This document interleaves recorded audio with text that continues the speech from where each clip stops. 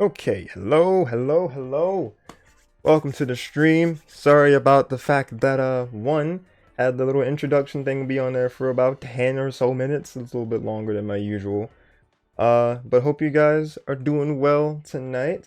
Sorry about the little interruption there when the stream was up for a few seconds. I had to end up stopping OBS and then starting it again because Twitch just did not want to recognize my program and I switched over my Wi-Fi connections.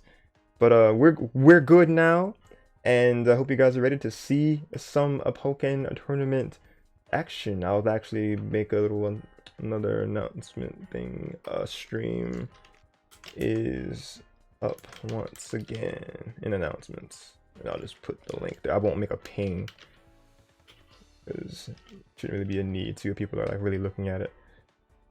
If they were curious into it. Oh, we got a message from Cool. Alright.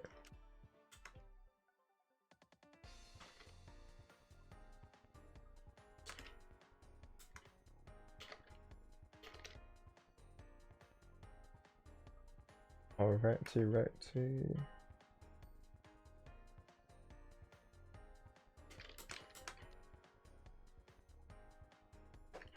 There we go. Okay, a couple people are asking about the stream, but it's good. It's here. And speaking of being here, I'm not alone once again. We have our friend helping us on the mic once again with some commentary. We got Aberration. Hello everyone. Sorry for the delay. I am partially responsible for us starting a bit later, as we got a little carried away, and talking up until the stream start. So apologies again for that, and I am looking forward to our matches tonight. Looking at the bracket in Challenge right now, it looks like we have in top three.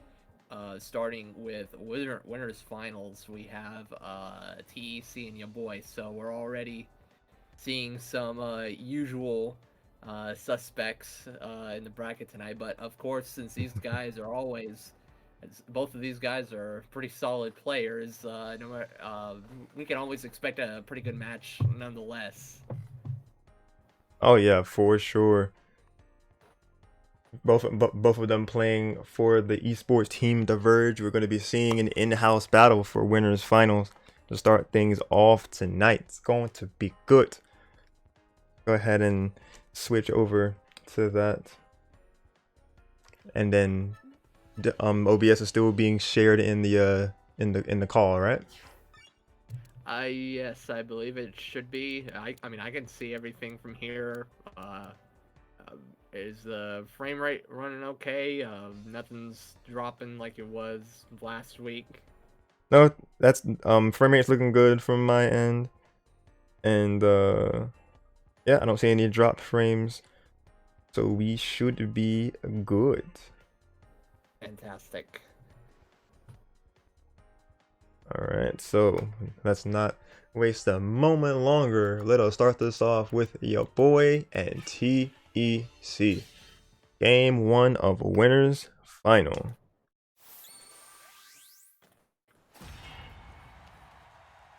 Let's swap these names around actually. Boop. Whoops. Alrighty. Mewtwo and Caesar. I see many cycle cuts and staples in our future. Pretty much. We'll see.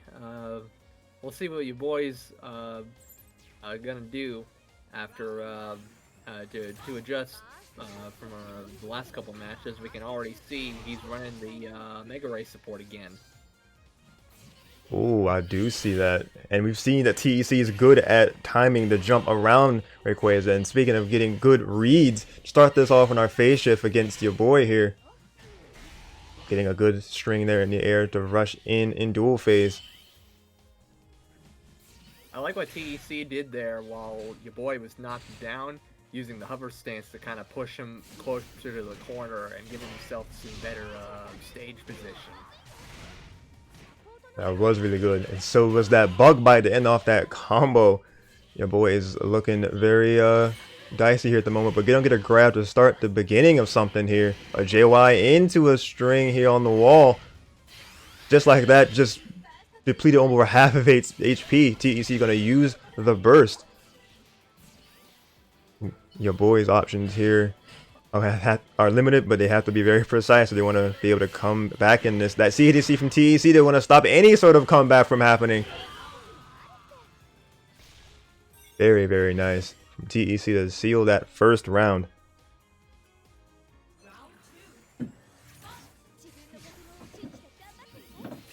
Ooh.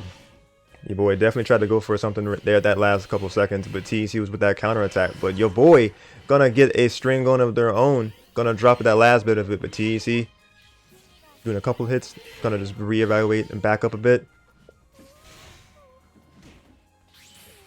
Ooh. Ooh, good counter from TEC. Big damage here. Alright, your boy. Just trying to get a couple of different mix-ups in there. Gonna get the anti-air to pop him into the field phase. Ooh, good tech from TEC. Homing attacking them back into duel. Alright, good grab from Mewtwo.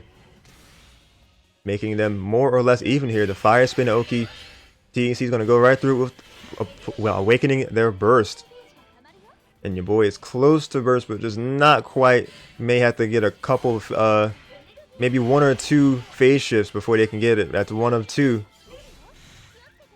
Alright, the Rayquaza is there. The Magikarp is in effect for TEC, so your boy has to go for something that's not a physical approach. And TEC realizes how your boy was trying to get those gears turning of what he could do, but taking him down before he could do it. First game, TEC.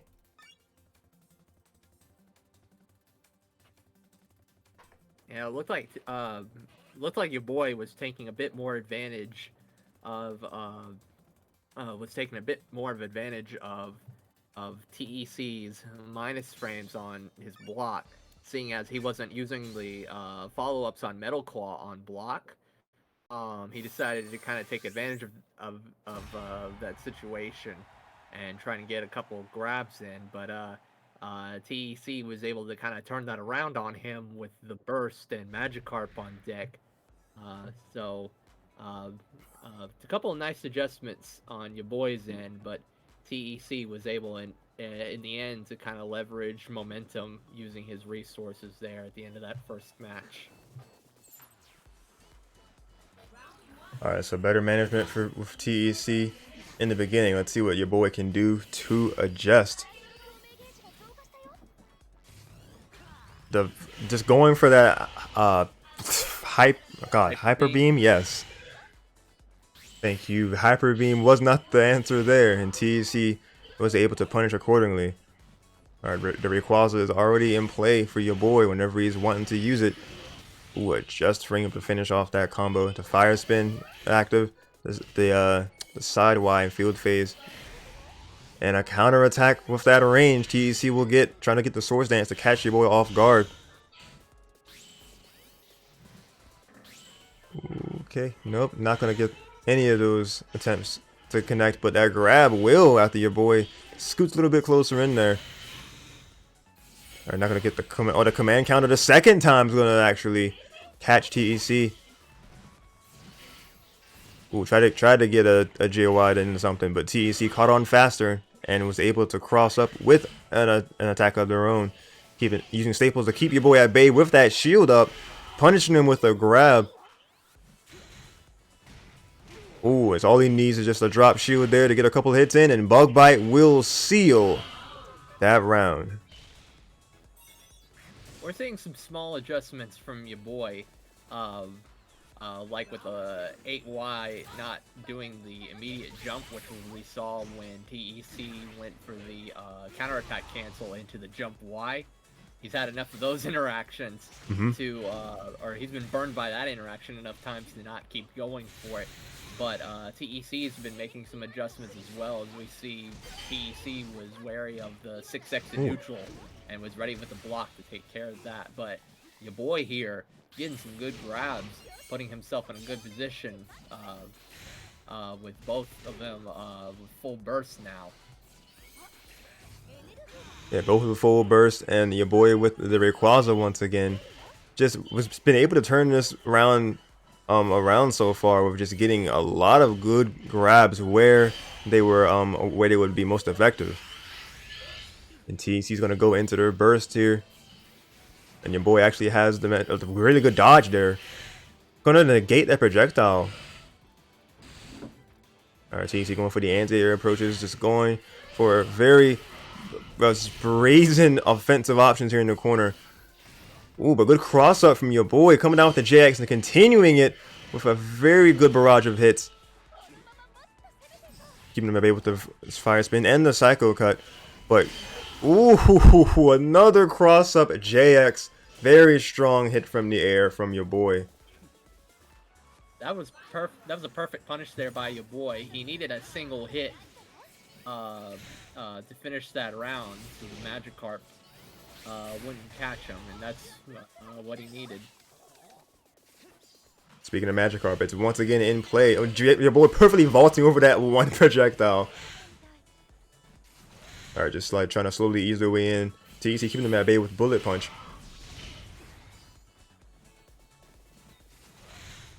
Alright, your boy keeping a good distance. Mixing up the Hyper Beam. But GEC was ready for it in the air. Ending it off with the aerial lays into another conversion. Staples keeping him at bay once again. Your boys trying to just reevaluate and see what they can do as a punish option. And that's one thing you can do. Putting him in duel. Gonna go into the burst attack. And that is going to be a counter. And a big damage on this wall. TEC's following suit with going into burst attack, but just reacting to the cooldown immediately with the homing attack, your boy. Oh, the grab's just out of range. Unfortunate, that is a critical hit burst attack, and that is definitely game number 2.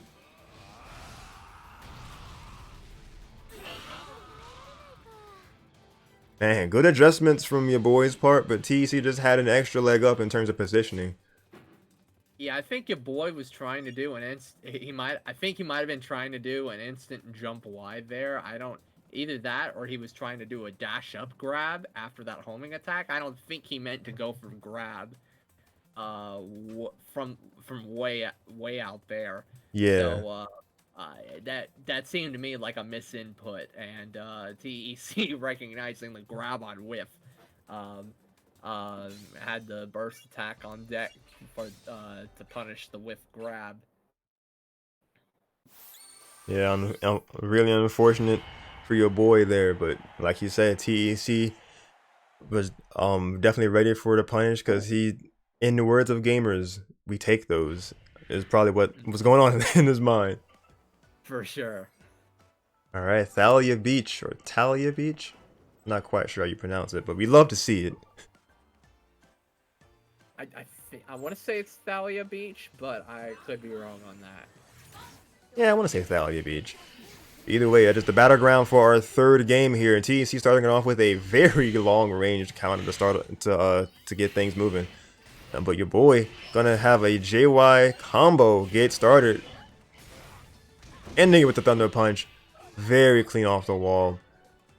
Ooh, very good 8X from TEC to get around that grab at the critical hit, pushing us back in. Jump X? Okay, that was like a short hop jump X. Yes. Very good staples, and realizing that they were going for a grab there in that moment. Oh, grab it. So that is in fact a command counter from Mewtwo's end. Oh, the staples there. A double staples into a Russian.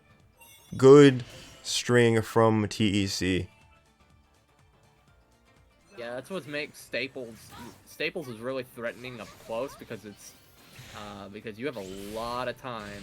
It's really plus on hit, and you have a lot of time to hit confirm off of it.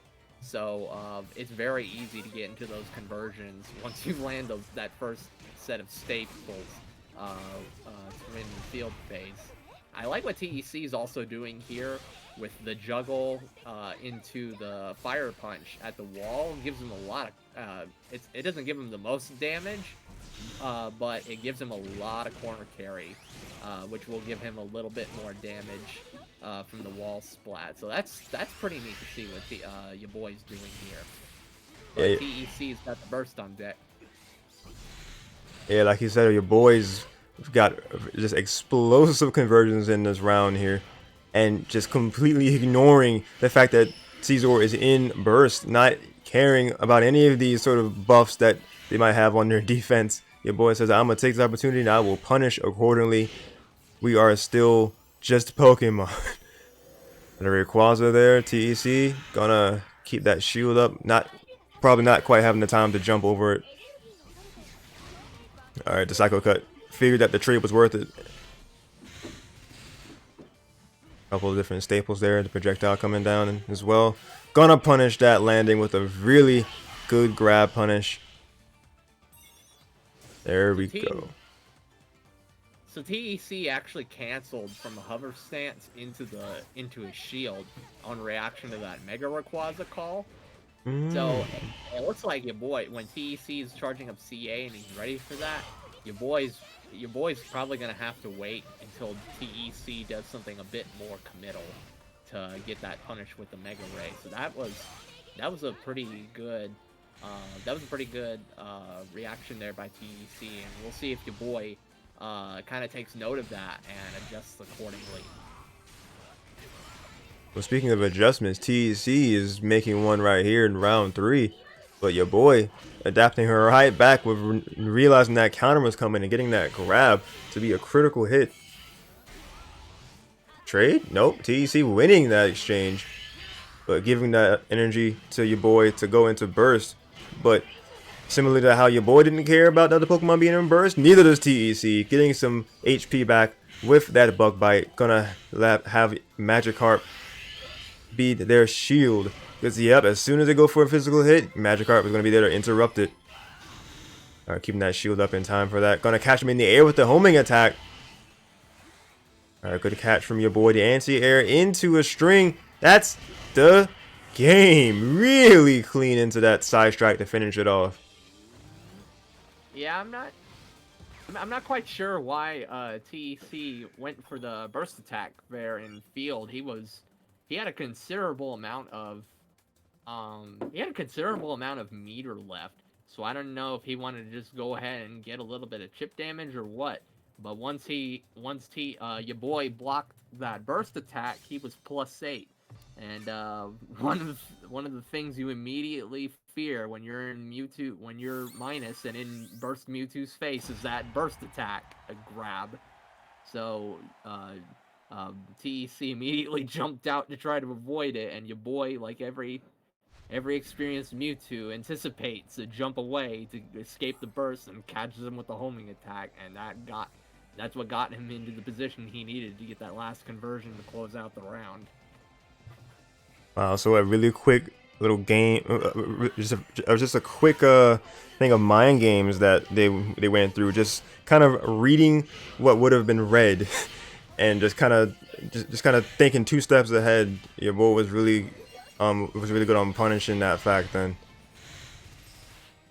And here we are in our game number 4. Your boy is on the board here, gonna punish TEC with that Rayquaza.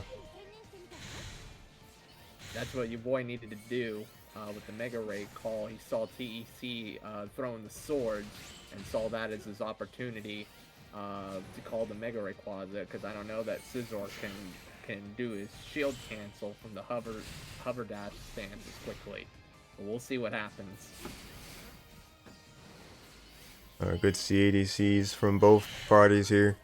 That shooter's looking red for your boy in his field phase. Just playing it safe with these projectiles from afar. Gonna come in with the JX. Ooh, really good mix up there for your boy. Your boy seems like he's getting a better feel for when TEC likes to go for certain options. Your boy was kind of sitting there with the red shield, was probably anticipating another sword stance toss or staples. So he went for the preemptive neutral jump to avoid it, and that ended up getting the conversions he needed to finish out the round there. All right, a good quick hit to grab there for TEC, knowing that that she was gonna probably stay up after the first hit. All right, but your boy fighting from the corner, getting a good couple of hits. There we go, recovering some HP in the process. CDCing away from TEC's onslaught. And Mega Rayquaza is an option for your boy once again whenever they're ready to use it. But will they get the chance to use it at this rate of TEC just getting all this damage in? The grab staying up while your boy was able to get up that grab on Oki, basically. Alright, the Staples pushing. Alright, good on your boy to keep that shield up with literally 1 HP left on their gauge. Oh, the wheels of destruction. Your boy was trying to. Your boy had the right move, throwing the side wide to avoid the staples, but he couldn't quite hit confirm out of the barrier cancel. So that was kind of unfortunate. Yeah, very much so. Oh, I'm not sure if he meant. I don't know if he was trying to convert out of, like, to teleport out of the hyper beam, but just letting it rip gave TEC the opportunity to come in and punish. But your boy, even it back up, so not too much of an issue there. Waiting just a second for him to fall down to keep that wall combo going. Ooh, that grab was, oh man, and it was able to grab him out of his own command counter there. Jeez, he was going in for like a fire punch, but TEC just interrupted it and kept a string of their own going instead. Catching just the ending of all these, I believe you said barrier is that Mewtwo move. Yep, that is barrier. The JX, oh, but catching him before he hits the ground with a few extra hits. Good on your boy for getting those couple, that little bit more damage. But TEC just chipping away at that shield, adding some more in their HP lead. Oh, your boy trying to make that a little bit more even using their burst, and TEC's just exhausting. You gotta do something here. The projectile trades. Got to go for something. The duck underneath the cycle cut. Such a clean move from TEC to dodge that. Beautifully coming in with the punish. That was a really difficult spot for your boy, because he had even though he had the burst on deck, TEC was waiting with the Magikarp. So your boy, the only way your boy was gonna be able to to close out the round was to get a grab, but your boy could avoid it with a jump, which he can cover any attacks afterwards with the Magikarp. So TEC was literally in a lose-lose situation at that moment. So TEC, this is exactly why it's for situations like this that TEC runs Magikarp in this matchup. So good on TEC for saving up his resources and taking advantage of having the awareness to take advantage of the situation. Yeah, it made it very rough for your boy to do anything in those final moments. So, yes, very, very strong set from both players. And congrats to you, to TEC on being on the winner's side for Grands. So we'll be checking out the underground bracket here for our next set of games. We will be seeing between your boy and Polar Bear.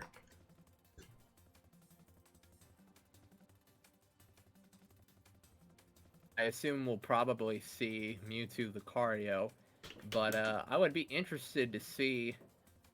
I don't know if your boy's been playing much of his Decidueye when he's not been in bracket, but from what experience I've had in the Lucario Decidueye matchup, Decidueye can take advantage, using his aerial mobility, can take advantage of Lucario's anti-airs by baiting those out with his aerial movement. So it would be kind of interesting, and he would also have, along with that, with Decidueye also having 150 CC for his burst meter, would also be able to contest Lucario and burst. So it would be kind of interesting to see if your boy decides to go with Decidueye if he feels comfortable running them. Oh, but it looks like he doesn't. He's gonna stick with the Mewtwo, which I guess makes sense since that's probably what he's probably feeling more comfortable with his main. Yeah, probably especially with the matchup.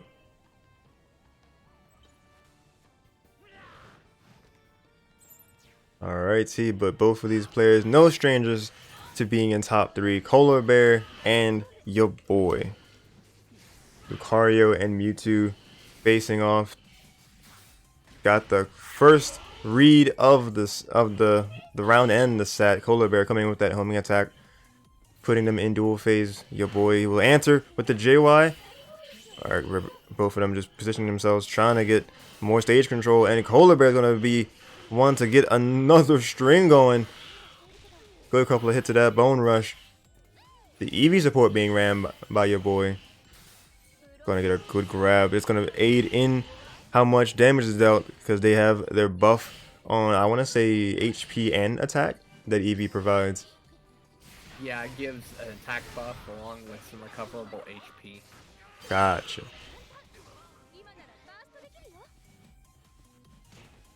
But Polar Bear was just paying no mind to any buffs that your boy had like momentarily having a buff of their own. Oh, just barely missing that Hyper Beam. That would have been big damage.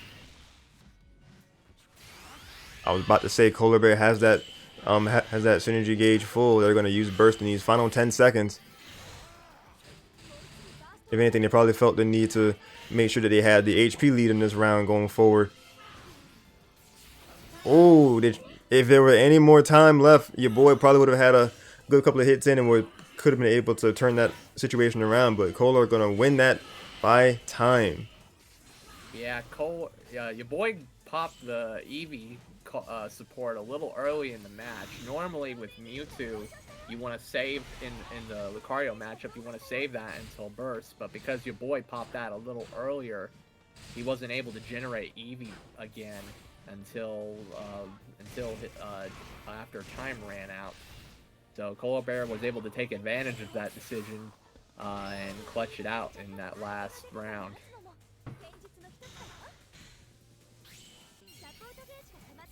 Alright, but this is looking like your boy's round right here. Unless Polar Bear is able to pull a massive turnaround, the grab could be the start of something.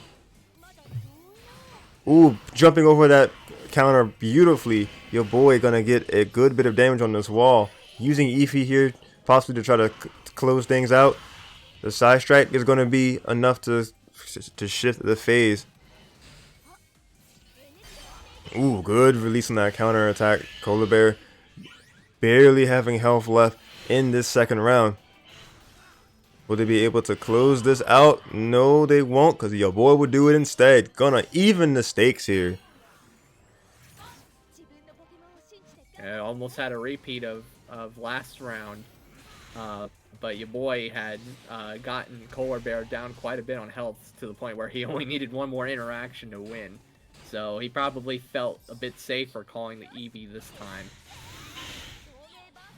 Yeah, that definitely makes sense. It also really helps for Mewtwo that his jump Y goes through light armor on the opponent's burst. So he probably felt comfortable in JY being able to get the last bit of damage he needed to close it out. Okay. And speaking of possible final damage here, your boy, oh my god. Kohler didn't have a chance to breathe or land in that.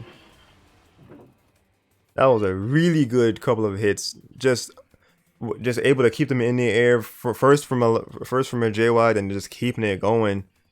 Your boy taking that first game, and let's see if I can answer that for Riggs here. Winners final was a good one. Oh, do we have the rest of the replay or? Yeah. Okay. Yeah, that was playing it back from the theater that your boy showed us earlier, and I got the rest of them saved accordingly. Okay. I don't know if you noticed, your boy did some finessing in that last combo. That's what I was saying. Yeah, so with Mewtwo, he had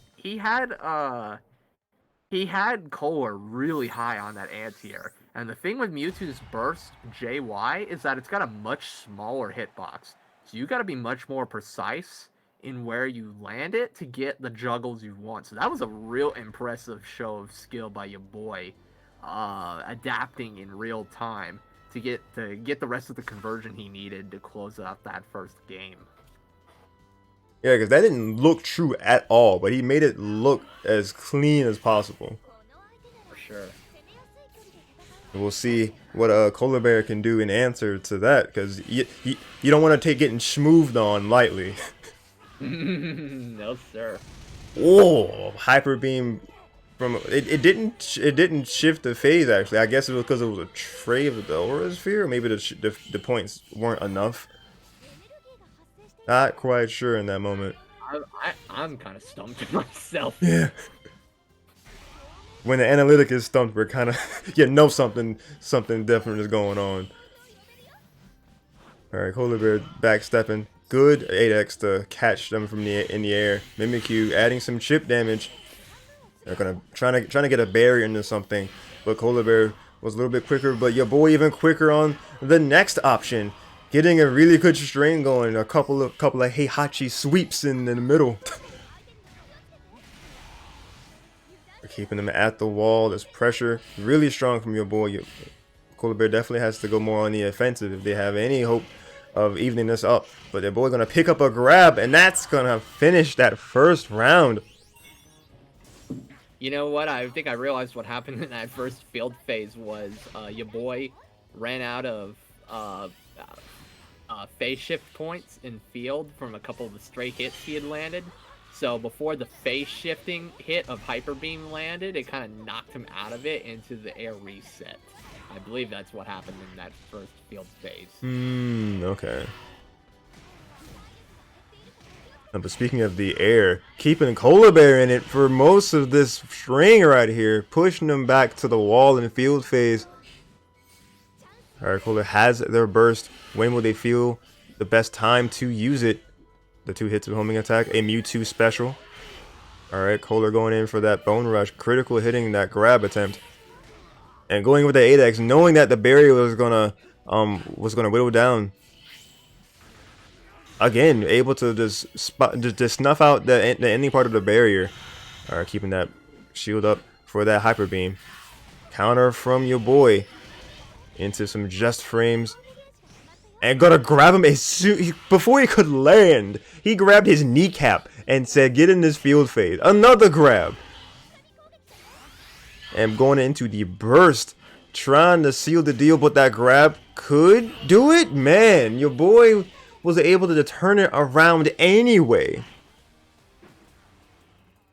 Yeah, your boy, Koala Bear was kind of making some nice adaptations on the fly, For sure.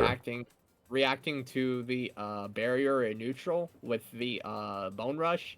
You can with Lucario's Bone Rush, if you are reacting to either counterattack and if you're reacting to Mewtwo charging counterattack in neutral, or if he kind of has barrier up in neutral, you can hit the armor with the first several hits of Bone Rush, and then go into the downward swing, which puts you above the counterattack, which hits low, as well as the confusion follow up out of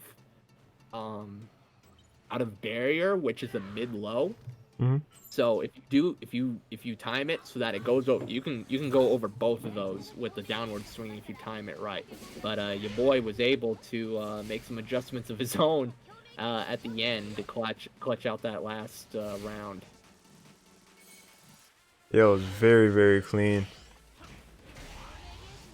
Koala Bear starting to try to get some answers back in with this third game in this set. Really good JX to keep your boy in on this wall, but pushing back from the wall.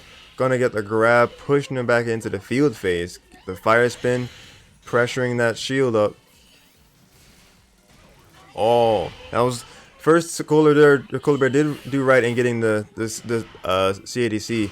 Yeah, your boy was quick to just answer with all this damage after a punish. Ooh, good grab. The note that JX whiffing.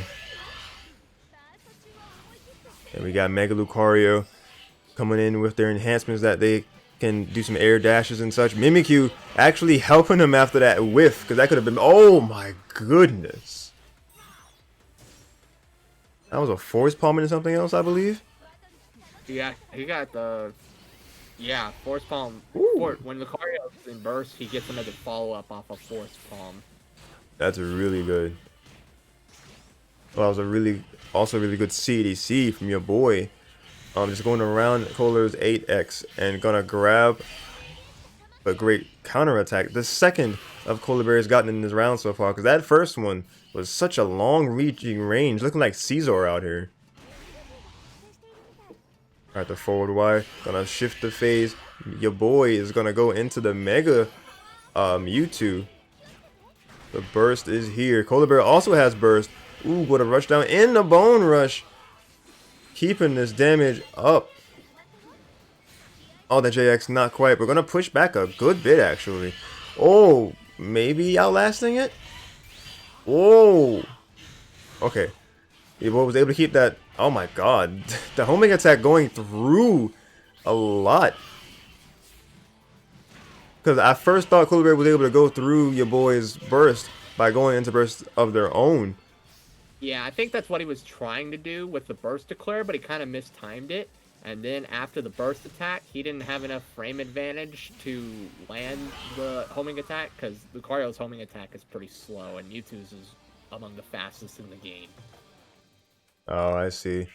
But Lucario, or rather, Kohler's Lucario, are gonna take this dub and get a score on the board here. Able to adapt.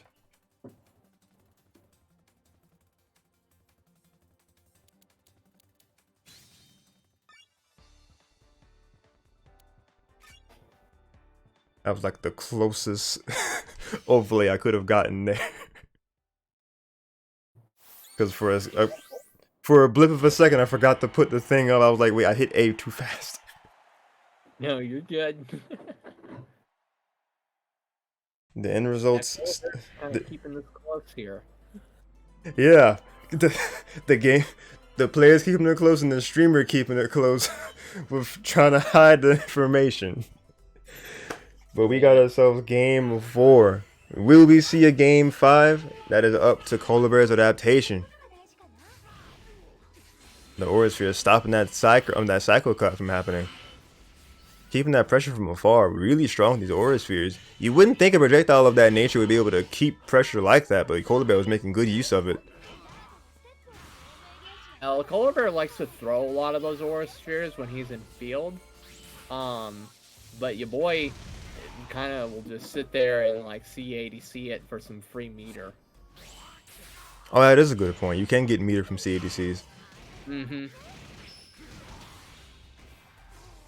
Speaking of said meter, Kohler's a hop and a skip away from getting burst the first time, and I speak it into existence. If they feel to use it in this round or try to keep it for the following one, it is up to them. HP more or less even between the two. Gonna use it now, trying to get a leg up in this round to try to get closer to making this an even set. Eevee's coming to your boy's aid with some buffs. Kohler going for all of the enhancement hits. Trying to get something to land. Counter attack. Let's go.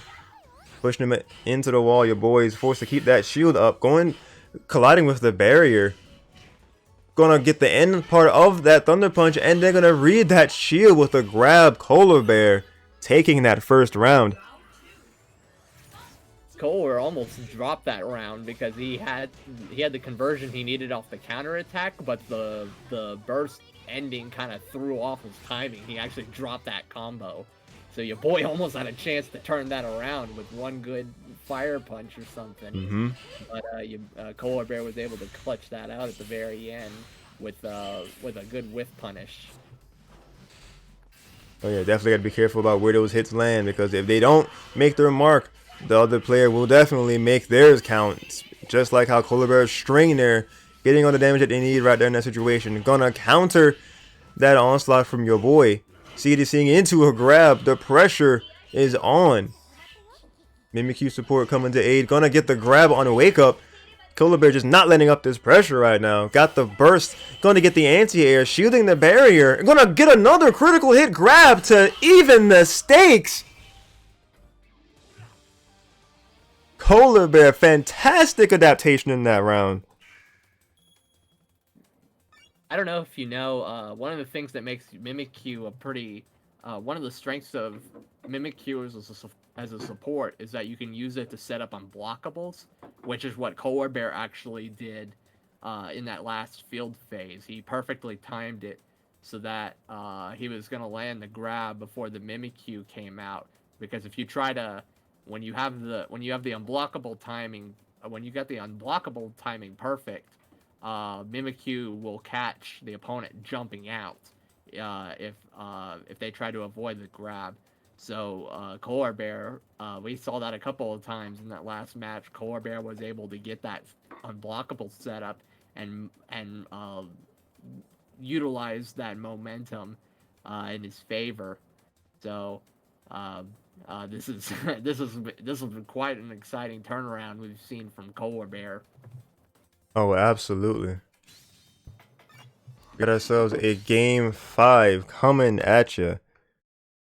I was looking for the option to get a prediction. There we go. I don't know why that got taken off of my dashboard for some reason. Otherwise, I would have had y'all voting. Start prediction in this last game here. Who will win? Losers final between your boy and Polar Bear.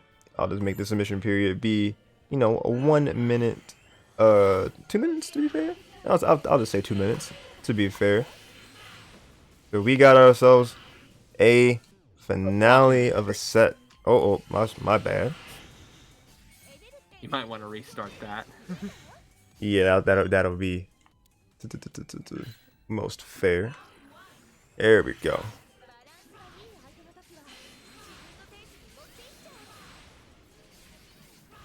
Alright, so Kohler starting off with some aura spheres like we saw from the previous game. Alright, your boy answering with projectile. Yeah, Lucario's, a lot of his projectiles kind of get prioritized by Mewtwo's.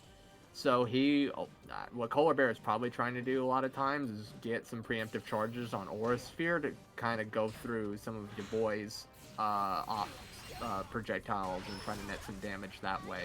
But your boy, reacting to the charging counterattack from Polar Bear, used his aerial mobility to cross him up and punish with the JY conversion.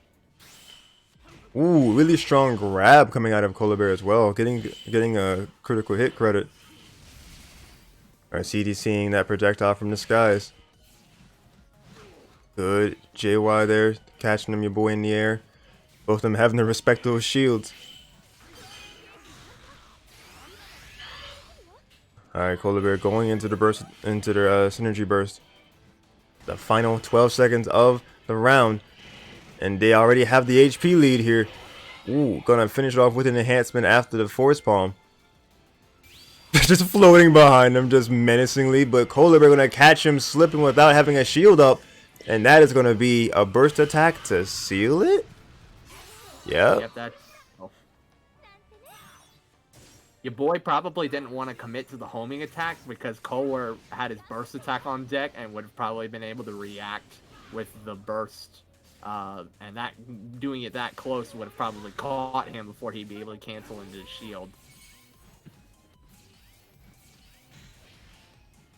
Oh, both of them had shield up for a second there, but Kohler gonna go in with the Russian dual phase. Who will get the most out of this their combo game? The side strike gonna get the just frame for the most damage possible in that situation. Cycle cut on the wake up, just trying to catch him slipping. Alright, CDC into that last projectile. Polar Bear going in with the homing attack. Not gonna let that third hit of it come out though. Trying to go for a grab. Boy coming in with the JX. Ooh, the anti-air from your boy will be prioritized. And that's a really good set of hits on that wall.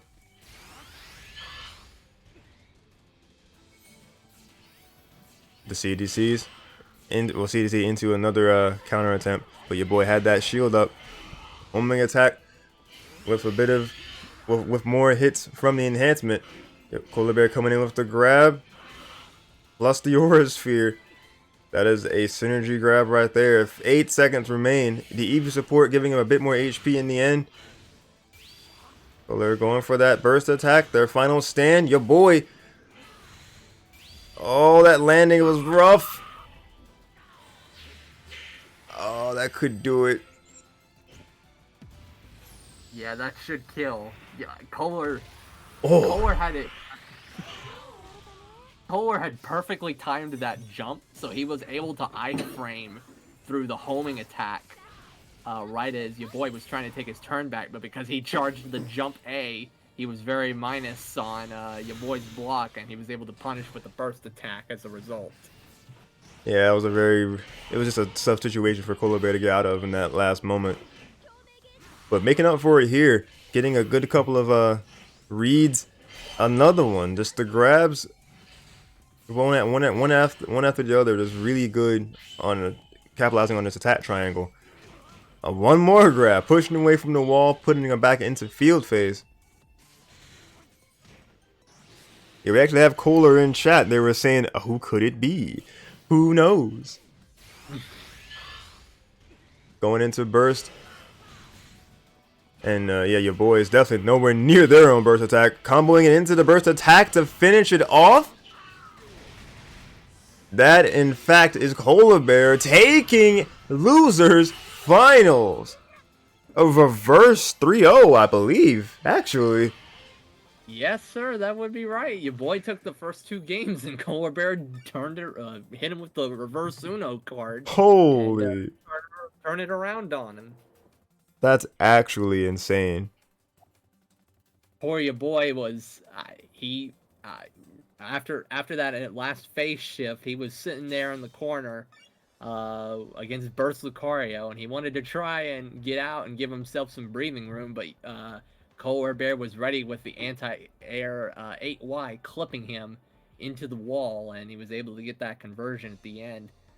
We saw, there was a lot of nice adaptations on Kohler Bear's part. We also saw a little bit of matchup knowledge on display in that last match as well. On one of the phase shifts, Lucario, when Kohler grabbed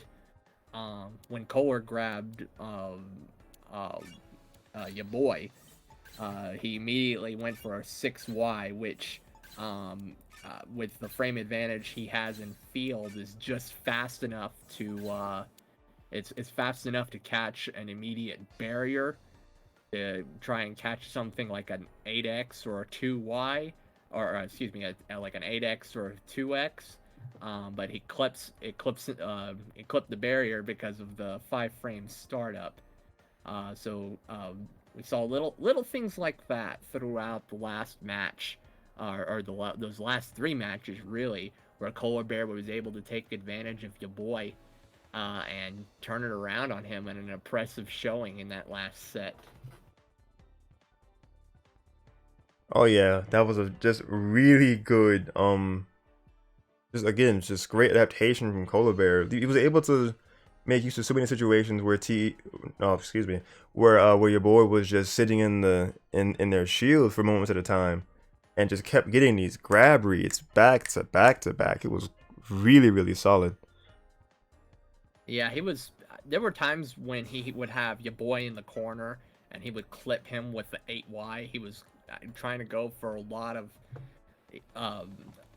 your boy would often try and get out of the corner with a cross up JY, but there were a couple of times where your boy where Kohler Bear would clip him with the preemptive 8Y, and that's really preemptive 8Y in general was really good in that matchup, but it's especially deadly in the corner because of the damage you can get off of the wall splat from from the anti-air 8Y. So once Kohler had conditioned your boy to kind of stay in shield for a bit, Kohler took advantage of that with some grabs that put him in some favorable positions that he needed to win the match. Favorable positions definitely worked out many times over.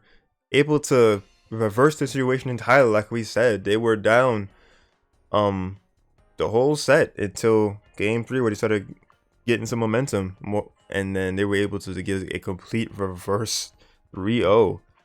So very, very just amazing set of skills here with just the mix-ups and just realizing that they were able to condition that way.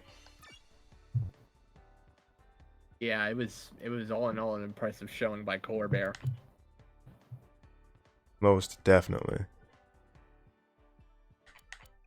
And I am getting the replays from Grand Finals as we speak.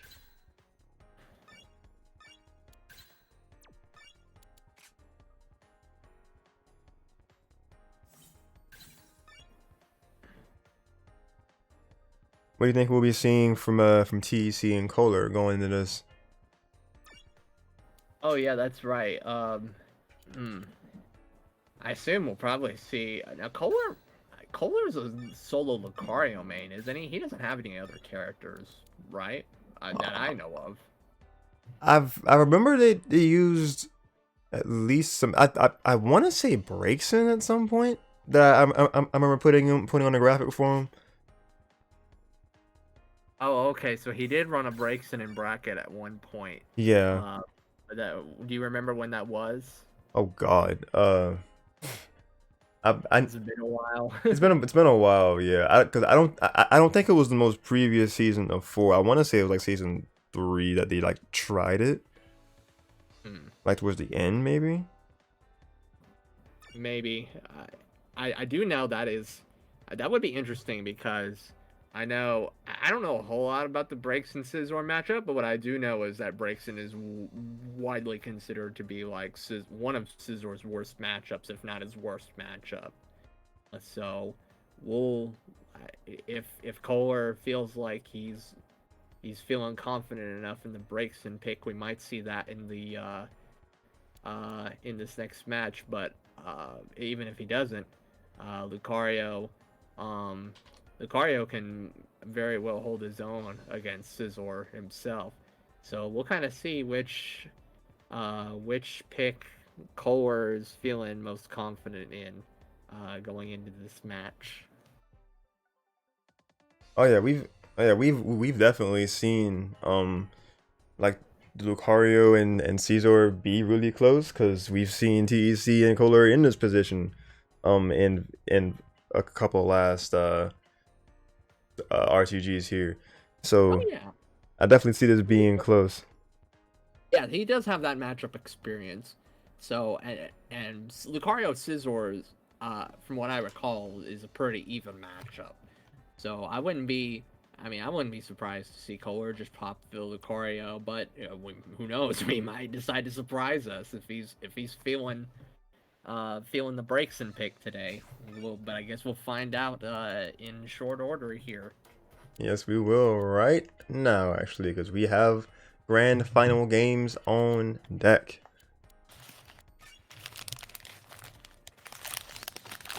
And then I've already responded in text to him. But welcome to Epic Trainer in the chat. They're saying that they want to get into Pokken and asking, could we play together, Yoshin?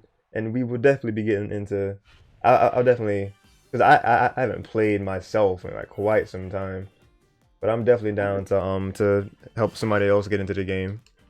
Oh yeah, I would highly suggest he get into if he's not already part of the Pokken Discord server, that he go ahead and join it at discord.gg/Pokken. You can find all kinds of resources there to kind of help you get started if you're just starting with the game. And you can also find ways to get matched up with other people in the server. And people generally there are very welcoming and helpful. So if you're looking to get into it, I would highly recommend it. If you're willing to get, or if you're if you're looking to get into Pokken, I would highly suggest hopping into the Discord and then just asking for any questions you might have from there. Oh yeah, absolutely. And then of course, as you're seeing right here, we are showcasing a tournament, and it's it's in my server, which you're already a part of anyway. So we're witnessing a grand finals of this Road to Greatness weekly. Happens every Saturday at 7 p.m. Eastern time. So if you're curious about getting into it, you just gotta confirm with the TL rig that you are North America to get that role, and you can have access to the channels. Prove you got land, and you can be sparring just like these two talented players are doing right now. This first round has been underway, and man, this is an even round so far. Extreme speed to combat that option TC was going for. Oh, that grab barely missing, but not gonna get anything else. All that jump catch. Oh, that's gonna be a really good burst from TEC to seal the deal. I just noticed they're both running Mimikyu, so it was kind of funny to see them in that first round, kind of popping Mimikyu at the same time. But TEC was kind of the first one to get the grab out of Colorbear's landing. Oh, that was a nice option by Colorbear to jump over TEC after the Mimikyu call, because as we saw in that last match, we saw your boy jumping over the Mimikyu a lot of times. So Colorbear jumped to try to preemptively air-to-air TEC in case he tried to jump the Mimikyu call, and he ended up getting punished with the whiff grab. Yeah, it was unfortunate because the Mimikyu was definitely a really smart play from Kohler in that first field phase, but he misplaced that forest palm, and then from there TC's been just having the advantage from there, as we see him getting this damage on this wall. Just big HP right here. But Colorbear is going to answer with the going into their burst. I had to get that shoot up after the first hit, but the bug bite. Not gonna do it just yet, thanks to the burst. Oh, the misplacement of grab just by a smidge. Yeah, that Metal Claw was done pretty meaty, so I believe it actually left him a bit closer than he would normally be on shield after blocking it. So Colorbear probably thought he was just within range to get the grab, but he just misjudged the spacing on that, and TEC punished him as a result for it in taking that first game. Well, that was a really good awareness from TEC to know that would do that much pushback.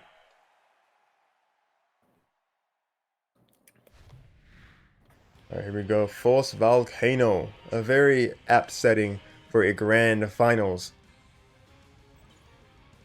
And Colorbear, Lucario is ready to aid to Colorbear's direction. Let's see what we will have in terms of going forward here. Alright, so backing away from those staples. The projectile winning out, Aura Sphere, the Aura Sphere winning out. The sidewide, not just yet, but gonna be just out of range of TEC's attack to go for a homing attack. Colorbear jumping over the bullet punch, but not quite close enough to get any sort of punish off of it. But gonna get an 8x going and starting a string, the 8Y, pushing him to the wall, but Force Palm's not gonna catch him for the ending of it. Oh, that's a big punish on that extreme speed. There we go. TEC gonna mix things up in their own favor, dropping them just below half HP from one string. Both the Mimikyu standoff. Kohler's gonna make better use for him. TEC just seeing aggressively. But Colorbear, not intimidated by it, gonna go for that grab to finish that round. Yeah, TEC was probably waiting for Kohler to press something to get a hover stance cancel from the counter attack, but Colorbear kind of played it patiently and waited for his opportunity to land that grab.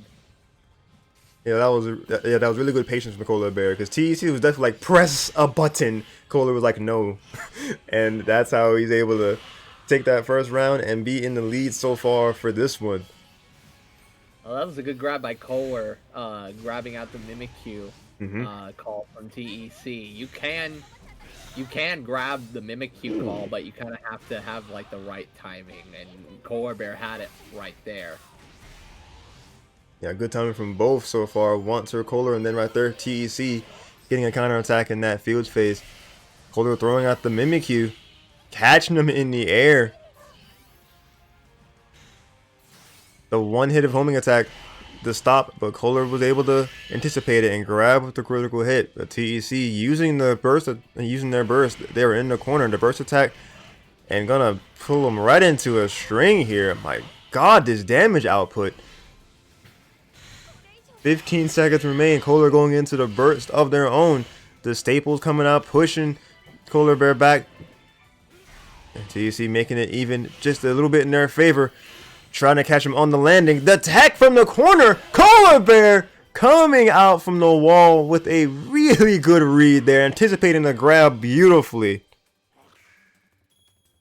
Oh man, TEC had a lot of momentum going from him there in that last round with the hit confirm off of the bullet punch, and he managed and kind of in that field phase he had after getting that first grab, he felt he had conditioned Kohler Bear into staying shield. He was feeling he might be able to get that second grab, but Kohler Bear wasn't having any of it.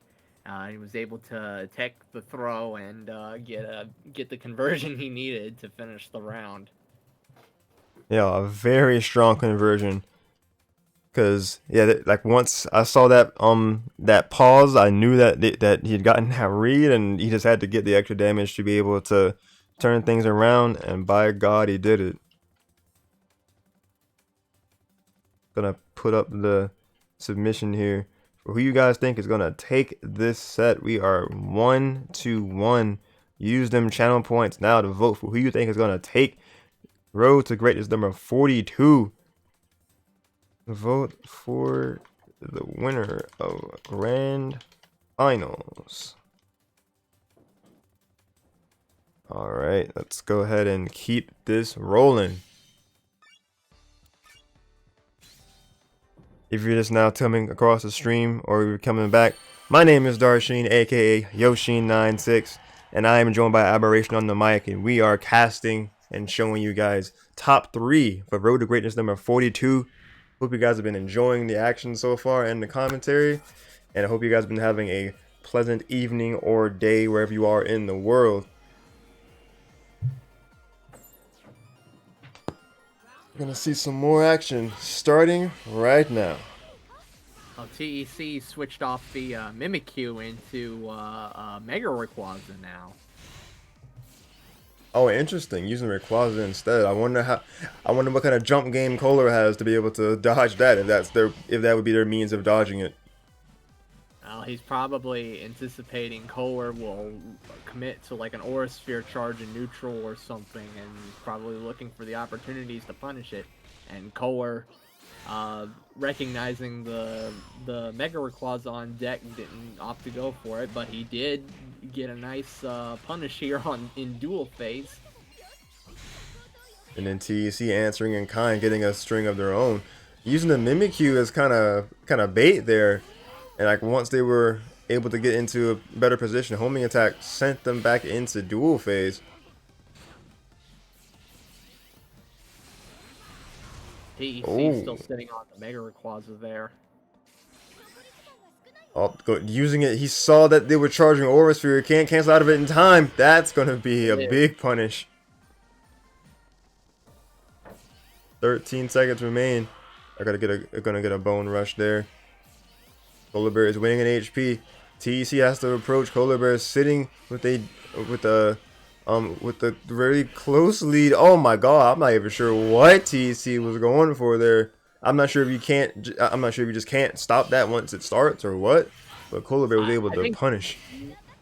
I think TEC was trying to rush in and make Kohler Bear thinking he was going to go for a grab, and threw the U-turn to try to beat the tech preemptively, but Kohler Bear went around him and was able to make that U-turn whiff. So he Uno reversed the U-turn, the Mad Lad. U-turn the U-turn. Actually, that.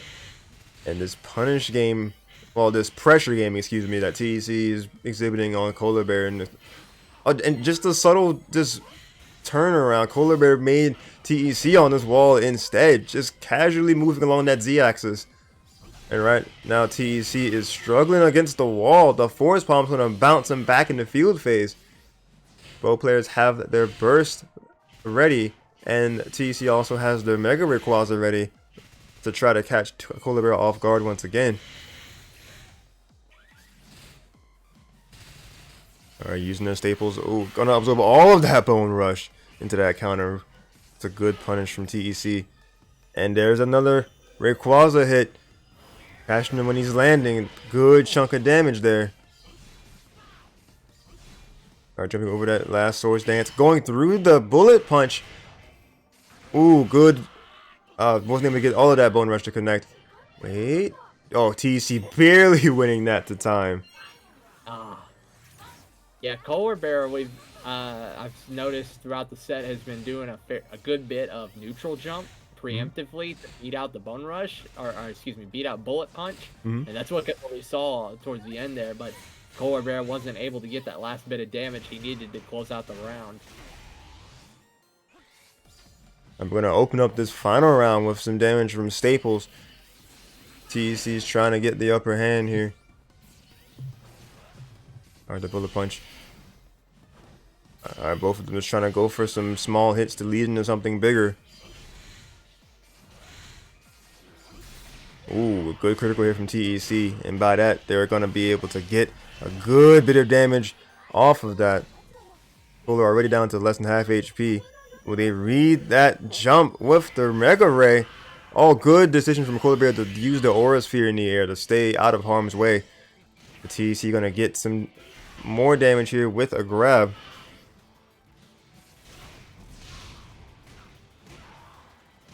Oh my god, TEC is picking up all his damage and going to get some HP back in the process using the Bug Bite. Oh, that grab whiff. That was definitely dangerous for Koala. TEC could have had a bigger punish there.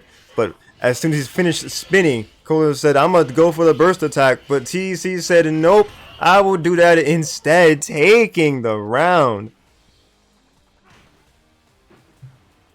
Man, we saw TEC was kind of sensing in those last couple phase shifts, we saw TEC kind of sensing Koala Bear's urge to close the space, and he really took advantage of Scissor's mobility and spacing to catch Koala Bear trying to press forward to get a couple of good punishes with the Metal Claw conversion as well as the Burst Eclair.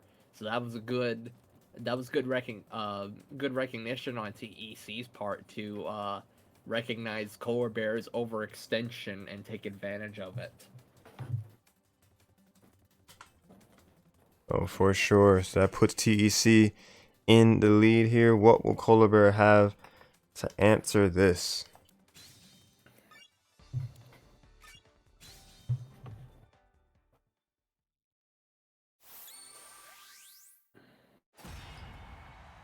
We are sitting on set and tournament point with TEC. But Koala Bear has a chance to make this be a game 5 situation. We saw it happen before, just now. He was actually down both games, like 0-2, and was able to get a reverse 3-0. Can he get? That's true. So can he get 2 games here back to back on TEC? Something that not many people have done. But if any player is really close to doing it, Koala Bear definitely has the ability to do so.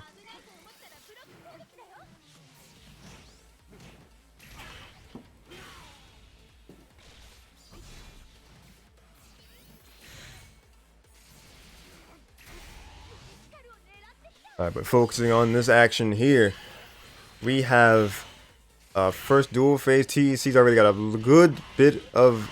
There's a huge lead here, and Bug Bite is going to recover HP doesn't even need. The Mega Rayquaza is in effect, and Mimikyu's in effect. My God, Dakota has just yet to land any sort of solid hit here, and won't get the chance to do it, perfecting them in the first round. That was a really good call out by TEC. Once he had Kohler in the corner, he anticipated Kohler was going to try to jump out of the corner, so he preemptively jumped back, waited, and then once the jump whiffed, he had the jump X juggle ready to get into a big conversion. But Kohler Bear getting a conversion of his own off of the 2X throw crush. Ooh, that grab missing, but not gonna miss the second one. Gonna get a critical hit. Alright, will they field the? Oh my God! Yeah, they're gonna get a hit out of that. A good tech from TEC. The staple is gonna be a critical hit as well. Colberry having no choice but to go into burst of their own if they have any chance of contesting this. Okay, they 8Y in a different direction there. TEC with the cross up. Ooh, good counter from TEC, keeping the momentum in their own favor. But Kohler gonna get a counter attack of their own. Another solid bone rush. Mimikyu support coming out, and the Rayquaza. That's a trait. Oh, gonna get the shield up in time, and still able to get the punish off of Mimikyu. Kohler Bear and the grab. We have a final round situation. Yeah, that was TEC tried to get him off the Mimikyu call there, but there wasn't enough recovery on the Mimikyu for Rayquaza to land there. Rayquaza has a 19 frame startup from the before the initial hitbox comes out. So TEC wasn't quite able to get the Rayquaza call out soon enough there, but he's gonna get it here on the reaction to the Aura Sphere. Yep, called it before I could say anything. Ooh, but both of them going for a CDC, and TC was able to get their hit to land first, as well as some others for a string. The staples being a good means of keeping Kohler at a veritable distance here. Gonna get another grab after dashing in quickly. Kohler has their burst at the ready. Gonna bullet punch that Aura Sphere out of existence. That string could seal it. Very close. Kohler Bear, their last chance here. Are gonna use the air dashes.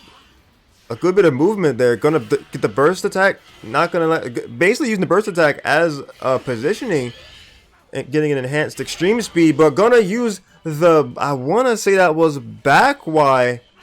Yes. To get that really good jump and punish. Very, very solid call out from TEC. Taking Road to Greatness 42.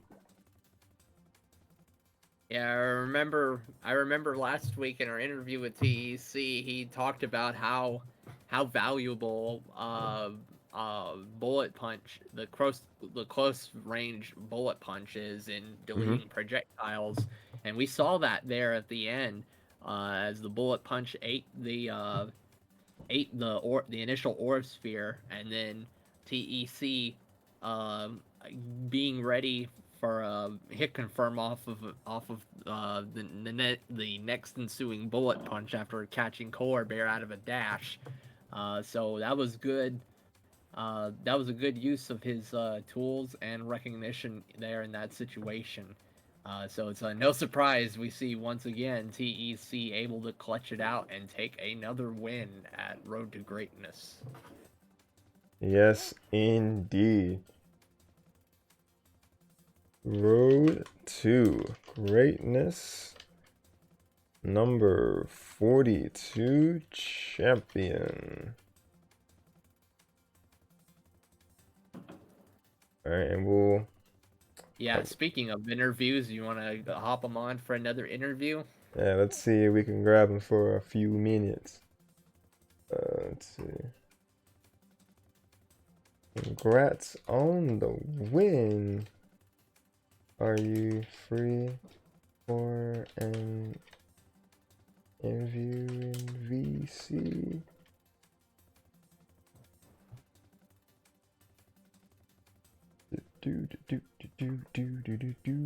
Alright, so let's see. Were there any votes in that last prediction? Nope, but we'll still put choose outcome. EEC was the winner. That's 6 in a row. I swear to God, dude. It probably is. This man. I wouldn't be surprised. I mean, this is the player who has been in the ascendancy in Pokken for quite some time. Because 38 is 1, 39 is 2, 40 would be 3, and the road number 4 would be 4. No, 41 was 5 last week, and yep, to this week makes 6 wins straight.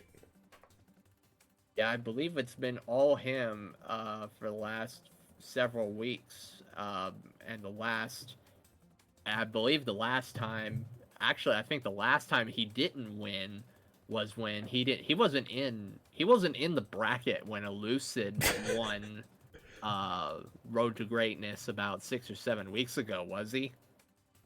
I don't believe so. That was the Yeah. very first. I think that was the very first week of March, or like the first RTG of March at least, March 5th.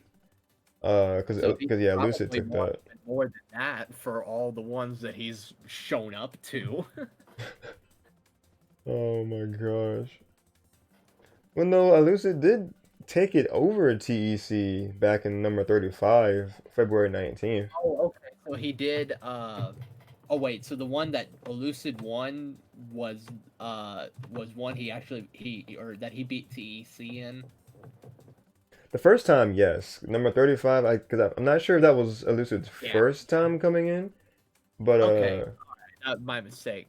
yeah, I know that was when they were able to actually win and when TEC was there, and then the following week your boy took it with the Decidueye Mewtwo combo, and then Cola Bear was second, Eagle was third, Vortex here fourth. I think number 36 was a time where TEC didn't participate that time either, and then Okay. 37 was Yeah. when Lucid won when TEC wasn't there again, I believe, because Kohler was second, then Neon Black with the Machamp, Mewtwo, etc. So yeah. Yeah. Elucid. Yeah. Elucid wasn't in the bracket this week either. Who besides? Do you know off the top of your head who besides Elucid has beaten TEC in bracket? Or at least in the top 3 or 4 of Road to Greatness. Let's see if I can actually get this source to work properly. We can look at it together. Let's see. If I can get let's see, what source would that even be? A window capture? Yeah. Let's call that pictures. We'll grab yeah, photos. Would that be right?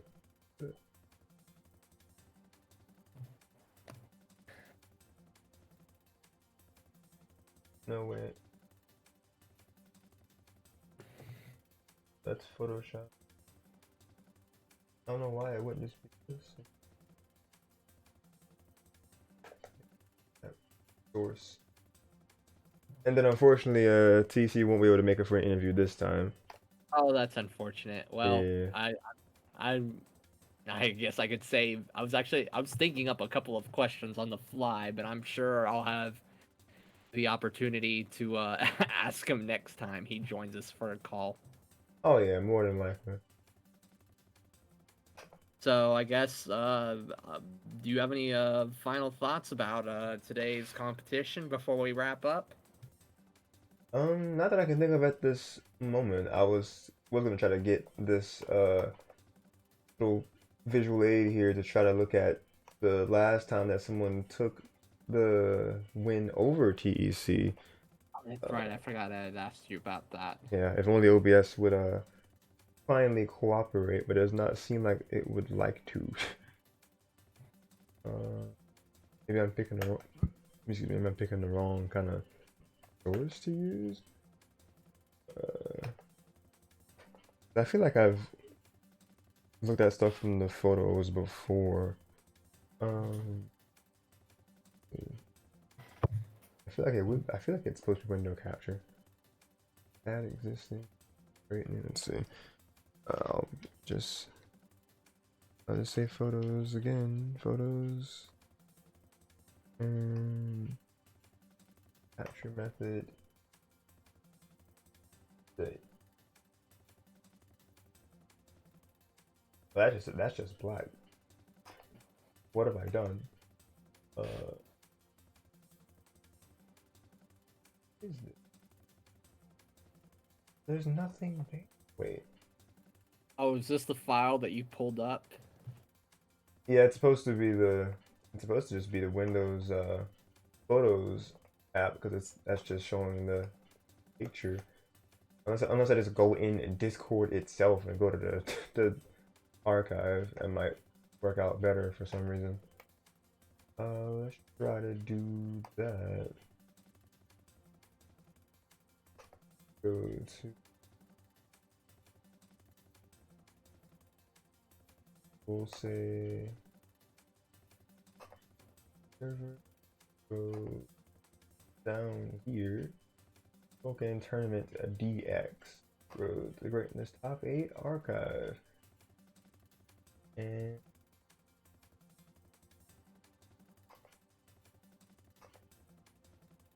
I'm oh, also kind of of course not. curious to see what matchups I'm looking up in the main Pokken server. There is basically a master matchup spreadsheet. I assume this is a compilation from a number of like inputs from different players on how different matchups tend to play, or like how different matchups tend to go for all the characters on the roster. And I'm kind of scrolling through and looking at Scissor's matchup spread. Um, let's see. The characters I'm seeing that are unfavorable, that are considered unfavorable for Scissor. Now this is from okay, yeah, this is from last July Oh or wow. July last year. So just kind of take that with a grain of salt. If I'm sure I'd be curious to I might ask TEC about this next time I have him on the we have him for an interview. Uh, some matchups I'm seeing in this document that are considered unfavorable for Scizor are ones like Lucario, Gardevoir, what else? Gengar, Decidueye, Chandelure, and Weavile. I knew about Weavile and oh, where did I think I missed breaks and where'd it go? Did I miss it? Oh yeah, let's see. I'm surprised we don't see more breaks in this series actually. Well, there's not a lot of there unfortunately there's not a whole lot of there's not been a ton of breaks in there's never been a ton of breaks in players in general, but yeah, in this uh in this particular tournament series, we haven't seen a whole lot of breaks, and at least in the top 3 or 4. But I'm sure. I mean, we have strong breaks in players out there like Shadowcat and um, well, I don't think Double has played much for some time, but he was long considered like one of the top breaks in players. We also have we've also seen on at the offline scene. I know a Wild Glade has been a Wild Glade and Sunny Deluxe have been showing up at the tri-state locals. So we have breaks in players out there. They just haven't happened to be around in bracket. So Uh, I'm sure if one of them showed up at some time, like maybe for an end of the road or some other major event, I wouldn't be surprised to see one of them uh, um, make the top 3 or 4 of the bracket because Braixen is widely considered like a top 2 or 3, if not like the best character in the game. I've definitely heard that argument before. Like almost everyone, like whenever you ask about tier list placements, almost everyone will tell you can agree on like the top two and like the bottom two, and then everyone else in between, and kind of like where everyone else kind of, there's a general consensus on where a lot of characters kind of fall generally, but on like the specific placements, there is some like disagreement. But yeah, I mean everyone. I mean, there's no there's no question about Braixen being a very strong character in this game. So, were you ever able to pull up those files you were looking for, or was it kind of just a no go, kind of a dead end? It's a couple instances I see of TEC losing. There's actually way back in number 17 where he got third, and Shark was second, and Neon Black took it. Let me actually move over to the source here. Let's see. Let's have the that PC source be there, and let's move this out of the way. Which follow at the very top. And let's get this text source along with the browser. So let's see, because I got it in full screen here. This is like the earliest instance I can see. Ah, here it is. I see it. Yeah. Oh yeah, Neon Black with Machamp, Mewtwo. Now there's a character we don't see very often. Period. Or just in general is Machamp. Machamp. Yeah, for sure. I mean, we've had a handful of Machamp players over the years, like the Muscle. I actually played him. I actually played him in I remember seeing the Muscle at Nationals. This would have been like 3 years ago. I actually played him in top like 25 Oh wow. at the Okay. 2018 Nationals. Yeah, he absolutely smoked me. Oh Because really? well, I didn't know the matchup very well, but it's just Mewtwo Machamp is just like that matchup is easily like my least favorite matchup to play as Mewtwo. Like I would rather play Chandelure as Mewtwo than Machamp, because Machamp really gives Mewtwo a hard time with like counterattack, as well as being able to like outlast Mewtwo with his health, especially like because in previous iterations of the game that matchup was kind of, well, initially it was considered to be in Mewtwo's favor, but over time, as Machamp players started learning the matchup better, it became more even. And then it did, when we got to DX, Mewtwo got a host of damage nerfs, and Machamp got some significant buffs, including the roll cancel from his sweep. So that allowed him to go through like Psycho Cut and stuff and be able to get in on Mewtwo. So he has to be really careful with with certain options he uses in the neutral in that matchup. So, but I don't know how well Machamp does against Scizor. That might be something. That might also be something else to ask TEC. Although I remember in our last interview, he said he was at a place right now where he was feeling pretty good about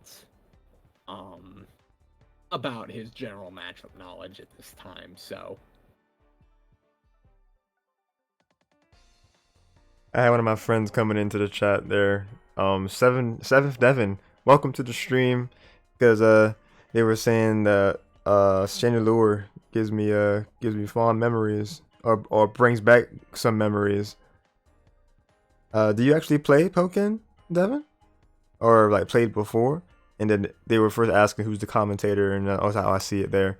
Yeah, I'm just uh I gave them some context of you. A solid Mewtwo player turned analytic of the game. Oh, used to play Pokken. Okay, interesting. when he says he has fond memories of the game, I honestly can't tell if he means that legitimately or sarcastically, because when everyone talks about Chandelure, you either, if you play as her, you you really love some of the options she has, but if you have to play against her, especially depending on certain characters you play, like Chandelure just completely and almost completely invalidates certain characters. So Well, she we're glad they meant legitimately saying that with same memories with it, and not not okay, sarcastically or he ironically. was the Chandelure player, I would presume. Or he just really likes the matchup. Maybe he played a character who does well against Chandelure. Were you a Chandelure player before, Devin, or you just saying like when Chandelure was brought up that has brought back memories? Because they actually didn't use the word fond memories. Like they just said like that brings back some I can't memories. tell the tone based on the comment by itself. You said what now? Oh no, I was saying I couldn't tell like what kind of tone he meant that in, just like from the comment by itself. Oh yeah, it's an issue of text most of the time. Yeah. Oh no, I sucked at facing Chandelure. I mained Pikachu, I mean, fellow Pika, Chandelure, and so Suicune, and I struggled against Chandelure. Ah, okay. basically There just was words in general. yeah, memories in general. Yeah, I remember the pain of fighting Chandelure, just getting beaten out by a full range infield phase beam that you can't do anything about. Just kind of have to stay in shield. Oh, fun fact, by the way, did you know Chandelure is one of the handful of characters in this game that is actually designated as a girl? I yes, actually. Because whenever Shenlue was like mentioned in things I did hear like certain commentators like refer to it as like her. So that was just some. Yeah. It caught me off guard at first. So I'm like, wait. First of all, how do we differentiate the gender of a chandelier? Second of all,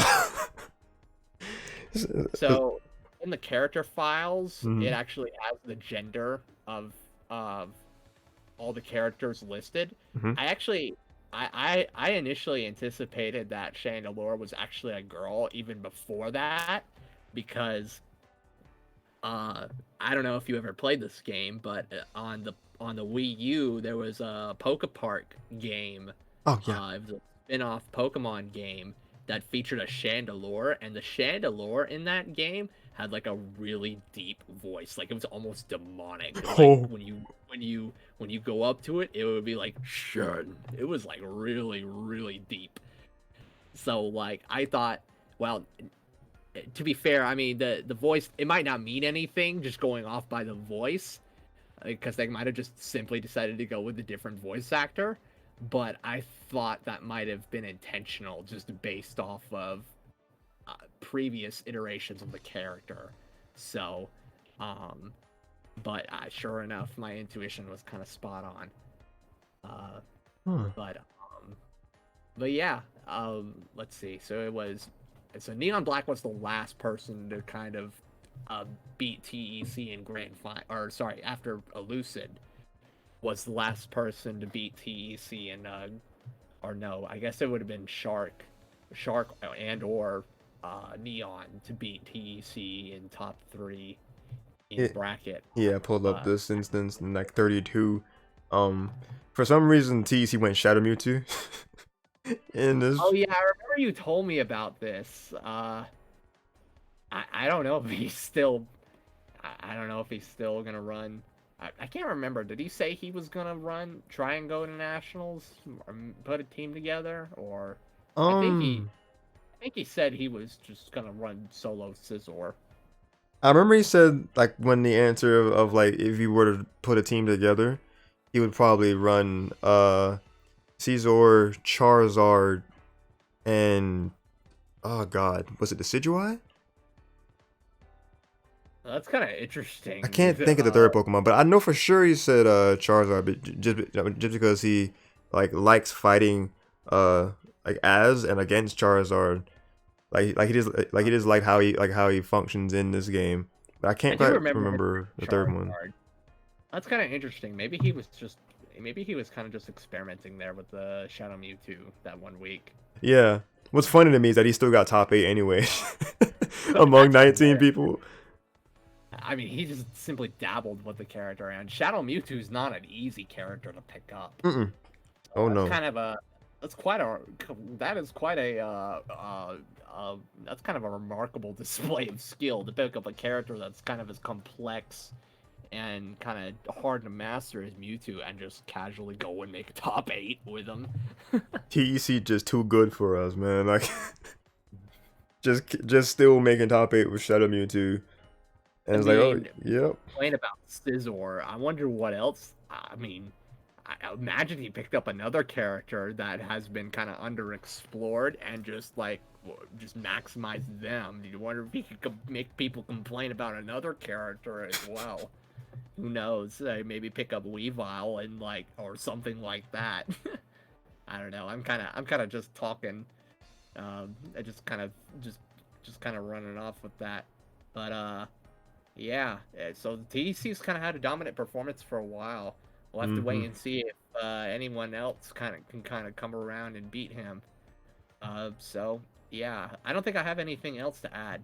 Do you have any other thoughts as we close out here, Sheen?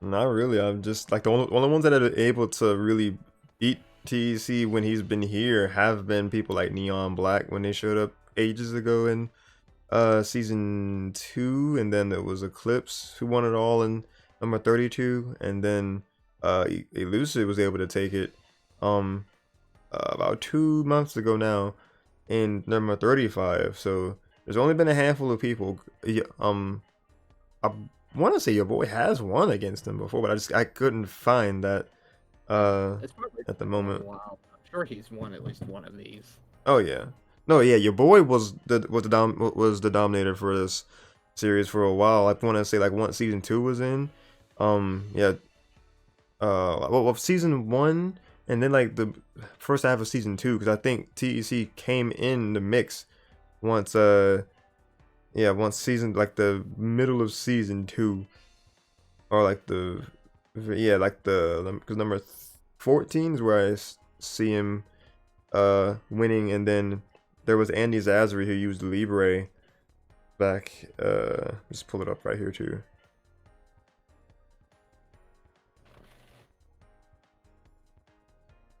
'Cause, like I think this was like TEC's first win in the series was back in August last year. Yeah, that looks Number about right. 14, yeah.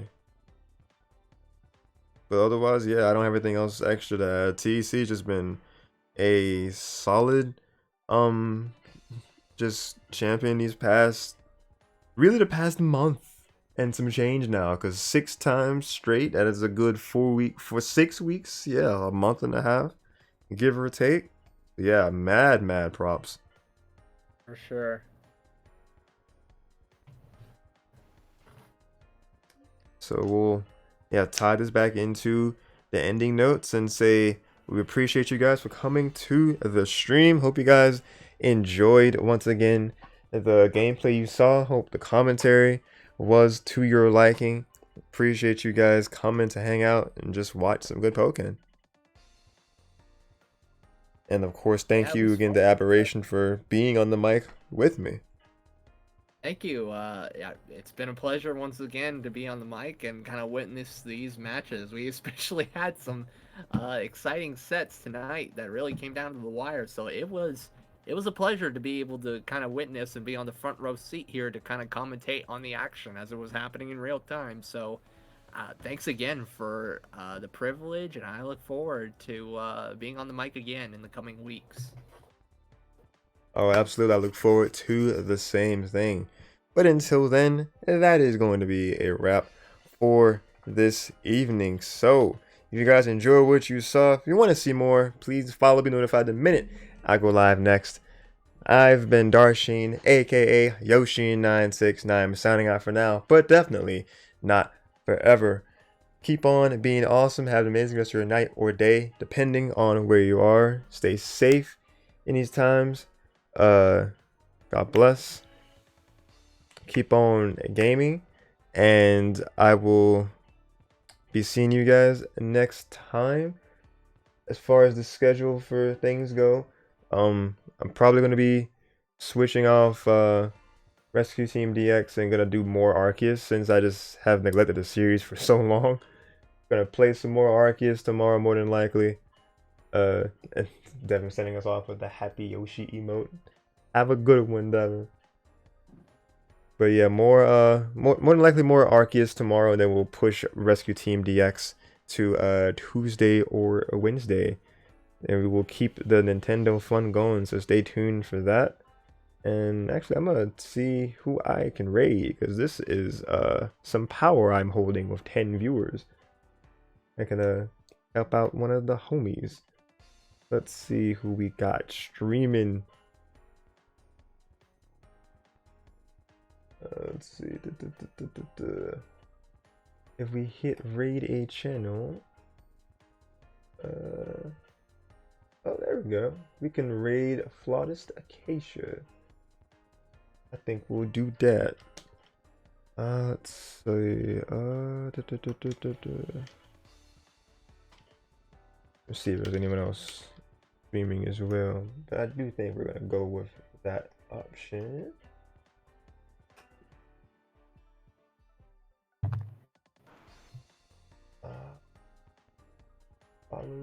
Following.